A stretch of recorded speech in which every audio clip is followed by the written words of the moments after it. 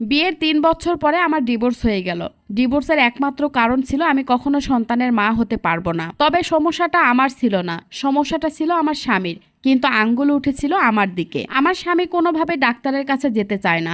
যদিও একদিন জোর করে ডাক্তারের কাছে গেলাম, কিন্তু ডাক্তার বলেছিল আমি কোনোদিন মা হতে পারবো না। ডাক্তারের মুখ থেকে এমন কথা শোনার পরে চেম্বার থেকে বের হয়ে আমার স্বামী একটা কথা বলেছিল, তোমার জন্য একটা ভয়ঙ্কর কথা আছে, তুমি প্রস্তুত থাকো সেই কথা শোনার জন্য। আমি তখন অবাক হয়ে তাকে বললাম, ঠিক আছে, কি বলবে বলো, আমি প্রস্তুত আছি সবকিছু শোনার জন্য। আমার স্বামী তখন মুখ চোখ কালো করে আমার দিকে তাকিয়ে বলল, আমি আসলে তোমাকে নিয়ে সংসার করতে পারবো না। তাছাড়া আমার মা যখন শুনবেন সমস্যাটা আমার না, সমস্যাটা তোমার, তুমি কখনো কনসেপ্ট করতে পারবে না, তখন কিন্তু আমার মাও সেম কথা বলবে। আমার মাও তোমাকে কখনোই মেনে নিতে পারবে না।